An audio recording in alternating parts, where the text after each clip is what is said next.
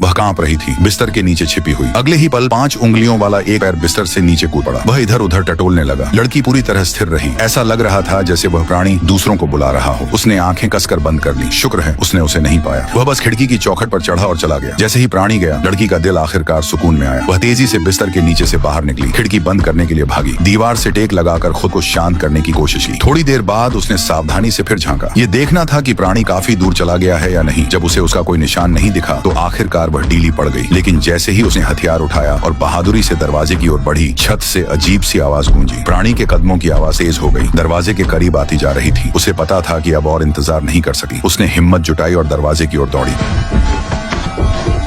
ठीक प्राणी के पहुंचने से पहले उसने दरवाजा जोर से बंद कर दिया। उसे लगा कि वह बच गई, लेकिन तभी कुछ डरावना हुआ। कमरे की लाइट्स और साउंड सिस्टम झपकने लगे। वह घबरा गई, कमरे में इधर उधर भागने लगी, रिमोट ढूंढने लगी ताकि फ्लैशिंग टीवी बंद कर सके। लेकिन जितना जोर से बटन दबाती कुछ नहीं हुआ। उसने जल्दी से कुछ सोचा और जमीन पर लेटकर टीवी का प्लग निकाल दिया। फिर उसने कमरे के हर इलेक्ट्रिकल डिवाइस का प्लग निकाल दिया। शोर मचाने वाला लिविंग रूम अचानक खामोश हो गया, लेकिन वो खामोशी डरावनी थी। वो फोन की ओर दौड़ी, मदद के लिए कॉल करने को तैयार। लेकिन तभी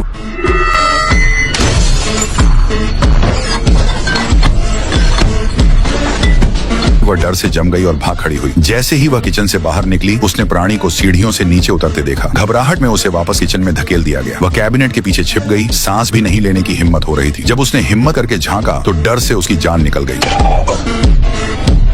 आईने की परछाई में उसने देखा कि प्राणी गिरा हुआ फोन उठाकर वापस अपनी जगह रख रहा था। इतने चालाक राक्षस के सामने उसने अपना मुंह कसकर ढक लिया। आवाज निकालने की हिम्मत नहीं थी। तभी अचानक फ्रिज का दरवाजा जोर से खुल गया। वह अभी सदमे से उबर भी नहीं पाई थी कि तेज कदमों की आवाज आने लगी। उसने नीचे देखा तो प्राणी ठीक उसके सामने खड़ा था। उसे लगा कि यह कुछ बुरा होने वाला है। उसने ऊपर देखा, लंबी पतली उंगलियां धीरे धीरे फ्रिज के दरवाजे को पकड़ रही थी।